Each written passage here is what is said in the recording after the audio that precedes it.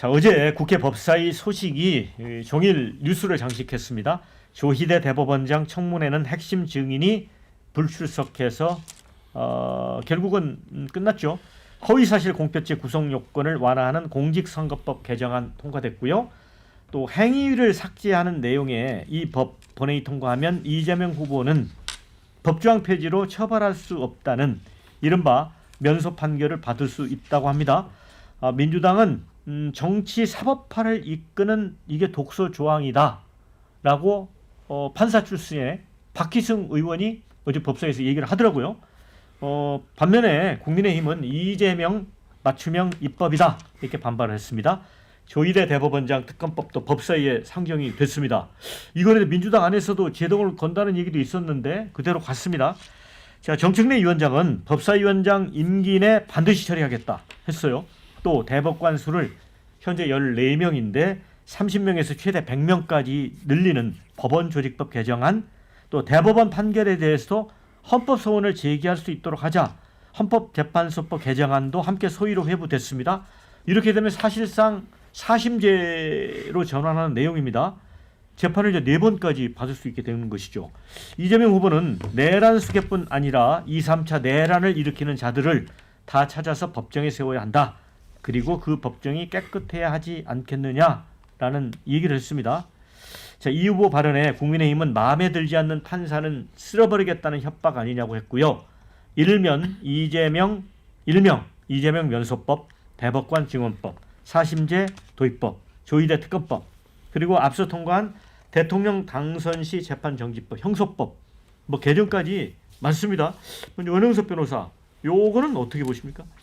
이거는 거의 그 히틀러의 총통제를 보는 것 같습니다. 앞으로 이재명 대표가 대통령이 되면 이런 총통제 국가가 되지 않을까 싶은데, 그러면 총통이라는 건 왜 총통이라 그러냐면 총리와 대통령이 합쳐진 겁니다. 원래는 이제 내각 책임제 국가에서 독일 같은 경우에는 왕이 없는 상태고, 그리고 대통령을 일단 세우고 의회의 그 총리가 또 존재하고, 그래서 총리와 대통령이 어떤 식으로든지 권력 분립을 약간 하는 그런 국가였어요. 근데 히틀러가 그 선거에서 이기면서 아예 그런 그 총리와 대통령제를 다른 사람이 하는 게 아니라 본인이 두 개를 다 해버리는 거예요. 이거를 지금 총통제라고 하거든요. 그래서 권력 분립이라는 게 존재하지 않고 권력의 견제가 일어나지 않는 그런 국가의 제도를 총통제라고 하고, 히틀러가 그런 총통제의 총통이 됐던 겁니다. 근데 지금 보면 의회도 지금 179석인가 190석에 가까운 그런 170석입니다. 170석 의석수를 가지고 있고, 그리고 대통령이 되고, 그리고 그러면서 지금 입법하는 거 대통령이 되면 거부권을 행사도 할 수가 없는 그런 상황이 되는데, 지금 대법관 100명 정명, 조희대 특검법, 사법부를 압박하고 사법부를 완전히 무장 해제시키려고 하는 이런 시도들이 이재명 후보가 대통령이 되면 될 거라는 게 이 명약관화해지는데, 이것이야말로 어떻게 지금 이 나라의 헌정 질서를 존중하는 건지, 헌정을 지키고 헌정 질서를 수호하는 대통령으로서 나서는 자격이 있는 건지 저는 전혀 납득이 되지 않습니다. 근데 이제 민주당은 이 전체적인 거를 이제 선출되지 않은 그 판사들이 이제 예를 들어 이번에 이제 이재명 대표의 파기환송심에서 뭔가 절차를 지키지 않고 서둘러서 정치에 개입했다, 이런 시각에서 사법개혁 시각으로 보는 거죠. 일단은 지금 말씀하시는 거 제가 여기 지금 변호사가 3분이나 계신데 우리 옛날에 다 민법 뭘로 배웠어요? 곽윤직 교수님 책으로 배웠을 거예요. 곽윤직 교수님 이제 서울대 법대 교수님이 이미 좀 돌아가신 분이긴 한데, 그분이 제일 먼저 얘기했던 게 대법관 50명 증언이에요. 그리고 우리가 전문 대법원을 하자는 거였어요. 그러니까 왜냐면 지금 대법원은 문제가 뭐냐면 제왕적 대법원장 체제 하에서 어떤 경우에도 자기가 원하면 사건을 땡겨올 수 있어요. 땡겨가지고 자기 마음대로 판결할 수 있어요. 대법원이 저번에 우리 이른바 사법농단 사건 벌어졌을 때 특별재판부 만들자 그랬을 때 뭐라 그랬습니까? 재판 독립의 핵심은 배당이다. 무작위 배당이 보장되지 않으면 재판 독립도 무너진다 그랬어요. 근데 그 무작위 배당이 실현되지 않는 대표적인 법원이 지금 대법원입니다.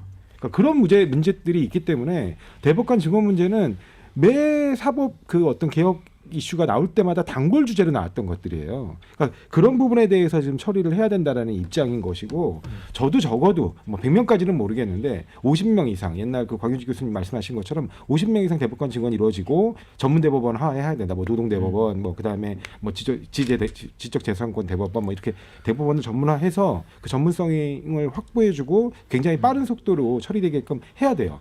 정말 만약에 지금 대법원의 태도처럼 대법원이 법령 해석의 통일적 기능을 제시하는 그런 정책법원으로서의 대법원 역할을 했다고 하면 아예 이런 이슈가 안 나왔을 거예요. 근데 대법원이 항상 어떻게 했죠? 사실심의 사실 인정에 너무 지나치게 개입하는 거예요. 이번에도 뭐라 그랬습니까? 저는 그 말을 듣고 깜짝 놀랐어요. 예전에는 그래도 말을 좀 돌려가면서 했는데 이번에는 명백한 허위사실 공표에 해당합니다. 이런 표현을 대법원장 입에서 직접 써요. 아니 사실 인정에 관한 권한이 우리 대법원한테 있습니까? 근데 이제는 그런 식으로 막 월권을 하는 거예요. 그렇게 월권을 할 거면 제대로 똑바로 심리해라. 한 50명, 100명씩 만들어 놓고. 그래서 그런 개혁 차원에서 말씀을 드리는 거고. 그다음에 이제 나머지 뭐 예를 들면 선거법상 행위를 삭제하자. 이런 부분들은 좀 이게 불명확한 부분이 있어서 삭제하자는 건데 이게 그러면 이재명 대표한테 바로 적용될 문제냐? 저는 아니라고 봐요. 왜냐하면 우리 지금 이미 그 헌법상 제84조의 해석에 따라 대통령이 당선되는 즉시 소추 유지가 안 됩니다. 소추는 공소의 제기뿐만 아니라 유지까지 포함된다는 건 그냥 법문에 나와 있어요. 형사소송법 246조에 나와 있습니다. 그럼 결과적으로는 다 공소기각하거나 아니면 공소 취소를 해야 되는 사건들이에요. 근데 그것 때문에 우리가 이 법을 개정하는 거냐? 그렇지 않습니다. 이 행위의 불명확성 부분은 여러 차례 국민의힘 국회의원이나 국민의힘 정치인들을 많이 지적하신 부분이에요. 그러니까 그런 부분을 이번에 좀 정리하고 가자는 취지라고 좀 이해하셨으면 좋겠고 그런 부분에서 아까 지금 여기 언급하신 것처럼 정치의 사법화 문제가 우리가 심각하다고 생각하신다면 이번 기회에 이런 부분을 좀 정리를 해서 이른바 서초동발 정계개편이란 부끄러운 얘기는 안 나오게 정치인들이 스스로 정치적인 문제는 정치적인 문제로 풀 수 있는 그런 성숙한 정치 문화가 좀 만들어졌으면 좋겠습니다. 네. 문 부대변인은 어떻게 봐요? 네, 뭐 조 부위원장님께서 이제 좀 법리적으로 말씀을 주셨는데 사실 뭐 본질은 어쨌든 이재명 대표 본인의 그 모든 유죄에 대한 판결을 보류하고 피하겠다 이게 본질이거든요. 그래서 이게 사실 뭐 우리가 정치적으로 사실 뭐 독재 국가가 된다 이런 말 많이 쓰지만 이제 이게 단순히 우려를 넘어서 이제 정말로 실현될 수 있겠다라는 두려움이 저희는 사실 대한민국에서 조금 생겨나고 있는 것 같아요. 그러니까 저희가 사실은 이제 이재명 대표를 통해서 조금 이 정치 상황을 한번 돌아보는 것 같아요. 최근에는 그러니까 대선을 앞두고 있는데 이재명 대표의 어떤 그런 사법적인 리스크를 모두 다 해소하려고 민주당과 이재명 대표가 한 몸이 돼서 지금 본인한테 뒤집어 씌워진 혐의를 다 없애려고 하고 있잖아요. 근데 그 방식이 너무 과격하다 보니까 국민들도 그렇고 이제 좀 중립적으로 이렇게 지켜보던 국민들까지 이건 이제 위험 수위를 넘었다. 그 이유가 이게 어떻게 보면 우리나라가 민주주의를 아시아에서 민주주의를 가장 이제 선진한 그런 국가로 뽑히는데 베네수엘라나 그러니까 이게 베네수엘라를 저희가 조롱하는 식으로 쓰는 게 아니라 실제 차베스 정권이 했던 거를 저희가 굉장히 벤치마킹할 정도로 민주당이 따라하고 있는 것이거든요. 본인한테 유죄 판결을 내렸던 그 대법관 가족들을 협박하고 이런 것들을 실제 차베스 정권에서 했고 그거는 윤석열 대통령께서 그리고 하셨어요. 대법원은 저는 그 대법관을 늘리는 거는 저는 괜찮다고 봐요. 뭐 해외나 이런 사례가 있기 때문에. 근데 본인한테 그런 판결을 내리자마자 그거를 대법관의 수를 증언을 하겠다고 하니까 이게 비판을 받는 것이거든요. 몇 주 만에 본인이 유죄 판결 받아놓고 그 판결을 내린 대법관에 대해서 증언을 하겠다. 이러니까 이거는 국민들 입장에서 황당하다는 거죠. 근데 이런 분이 지금 대선에 나가서 대통령이 되겠다고 하니까 실제로 저는 국민들 사이에서 두려움이 많이 퍼져가고 있고 민주주의라는 게 사실 총칼로만 죽어지는 건 아니잖아요. 윤석열 대통령이 내란 혐의를 통해서 탄핵됐듯이 만약 이재명 후보가 대통령이 된다면 지도자의 손, 이재명의 손으로 저는 민주주의를 죽일 수 있다고 보는 것이거든요. 저는 그래서 이런 것들이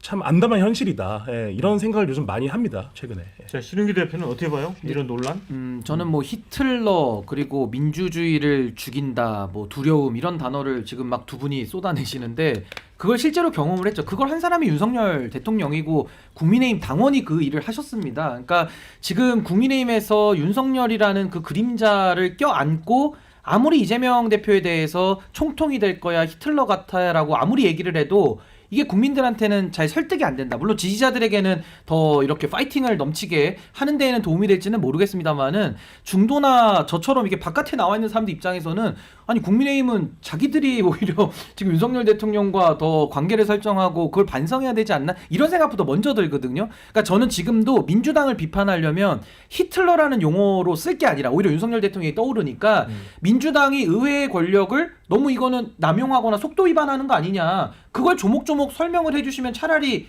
이해가 더 갈 것 같아요. 그래서 저는 이 문제의 본질은 뭐냐 법원이 결국에는 정치를 한 것이죠. 사법부가 이재명 대표의 피선거권을 박탈할 의도를 가지고서 결국에는 고등법원까지 돌려보냈는데 그 안에서 뭐 기록을 받니 안 받니 졸속 심리니 아니니 법률심에서 사실심까지 다퉜느니 안 했느니 온갖 무리수를 써가지고 고등법원에 갔는데 선거운동기간의 기일을 또 잡아서 5번을 이재명 대표가 21일 중에 5일을 못 쓰게 해놓은 거예요. 이게 헌법 116조 위반이거든요. 이런 상황에서 법원에 있는 서울중앙지법의 부장판사 또 부산 동부지법의 판사 이런 분들이 다 들고 일어난 거거든요. 그러니까 지금 문제의 핵심은 뭐냐. 민주당이 속도 위반하고 만약에 독재를 민주당이 한다 그러면 저도 비판하죠. 독재를 누가 찬성합니까? 근데 지금 문제의 핵심은 뭐냐면 대법원을 중심으로 한 사법부의 정치 개입 이걸 어떻게 막을 것이냐가 첫 번째고 두 번째는 이 허위사실 공표라고 하는 코에 붙이면 코걸이 귀에 붙이면 귀걸이 이거는 국민의힘에서 정치하는 분들도 검찰이 타겟이 될 수 있거든요. 그러니까 이런 부분은 정치가 정치로서 풀어나가는 과정에서 있는 것이고 민주당은 지금 이런 국민들의 우려점을 잘 감안해서 조금은 이런 좀 체계적으로 모든 권력이 국민들을 위해서 사용된다라는 점을 좀 더 잘 설명을 해야 되지 않을까 좀 그런 생각이 듭니다. 자 이제 이 방송 라디오로 청취하거나 이제 유튜브로 시청하시는 분들이 많은 의견 주셨는데요. 자, 이 대법원 제대로 개혁하자.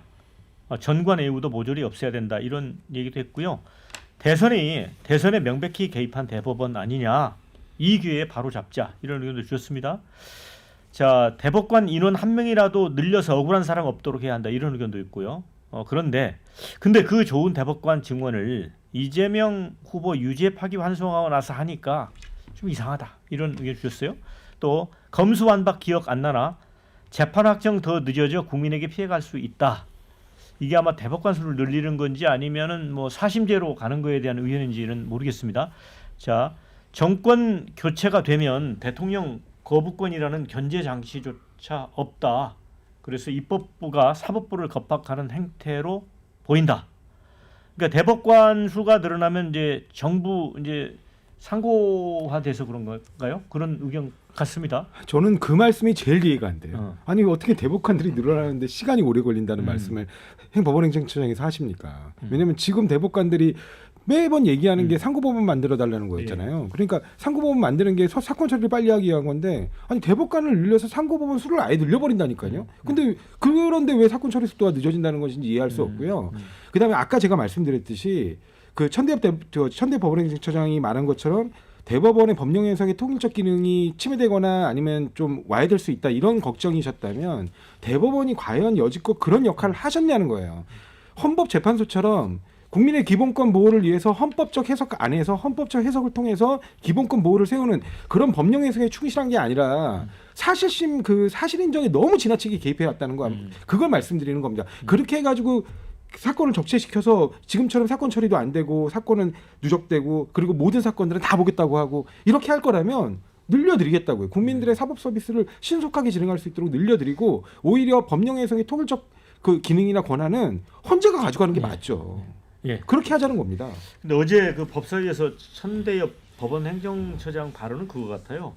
대법원 숫자가 늘려서 그런 게 아니고 이게 이제 헌법소원을 대법원에서 이제 판결이 났을 때 헌법소원을 제기할 수 있는 거 일종의 이제 사심제로 가다 보면 한 번 재판을 더 받게 된다. 아니, 그러면 법원행정처장 돈 없는 사람들은 이제 변호사를 한 번 더 사야 되는 이제 상황이 되는데 아니 무조건 상고심으로 간다 이런 전제로 그래서 또 속도가 늦어진다고도 얘기했습니다. 네. 자, 원영석 변호사는 이 논란에 대해서 어떻게 생각하세요? 지금 우리 조상호 변호사는 전혀 문제 없다라고 얘기를 지금 하거든요. 법원에서 상고법원을 이야기하는 거는 사실은 대부분의 사건들은 심리불속행이 되고 있어요. 그러니까 일종의 패소죠. 그 의뢰인 입장에서는 패소인데 그거를 이제 심리를 하는 대신 그 이유를 붙여주겠다라는 식으로 상고법원으로 하자. 대법관수를 늘리지 않고 그 이야기를 하는데 그런데 지금 그러면 대법관수를 늘리면 무조건 이게 좋은 건데 왜 안 하냐. 지금 민주당이 이야기하는데 법원의 입장도 이유가 있는 거예요. 자, 법령의 해석이나 판례의 이런 통일성을 추구하는 거는 패소 판결에서 나온다기보다는 대부분 전원합의체에서 나와요. 전원합의체가 그 대법원에 대한 어떤 새로운 틀을 잡고 그 틀을 잡은 다음에 그게 하급심을 기속시키는 거라고요. 사실상. 그런데 자 100명을 정원하면 전원합의체 지금 이거를 100명에서 논의를 합니까? 그러니까 그게 비현실적이고 상식적이지 않은 거예요. 50명 정원하는 것도 우리가 그게 문제가 있었던 거는 50명이든 100명이든 어느 정도 수준이 넘어서게 되면 전원합의체라는 토의가 이게 불가능한 수준까지 가게 됩니다. 그런데 그거를 이게 참 좋은 거지 빨리 대법관수 많으면 좋지 빨리 할 수 있지라고 이야기하는 거는 대법원이 가지고 있는 최소한의 그 사법 통일성의 기능이라는 걸 전혀 모르고 이야기하는 거예요. 자, 그러면 저는 여기 하나만 말씀드릴게요. 짧게. 하나만 짧게. 대법관 수가 100명이 되니까 비현실적이라고 하시는데 독일이나 프랑스는 대륙법계를 취하고 있으면서 100명 이상이거든요. 그럼 그런 나라는 왜 100명 이상의 대법관을 운영을 하겠습니까? 그러니까 비현실적이라고 하면 그런 게 없어야 되잖아요. 근데 다른 나라 그렇게 하고 있어요. 그러니까 저는 이게 그러니까 저는 뭐 100명까지 늘리자를 동의하는 게 아니라 늘리는 건 맞습니다. 얼마를 늘릴지를 이제 국회에서 논의를 하면 되는 거니까 늘리는 것 자체를 뭐 100명 하면은 비현실적이다. 아니, 다른 나라 하고 있는데 어디 비현실적입니까? 네. 그러니까 그런 논거는 좀 맞지 않는다. 법원에서도 4명 증언은 얘기가 나온 적이 꽤 있습니다. 네.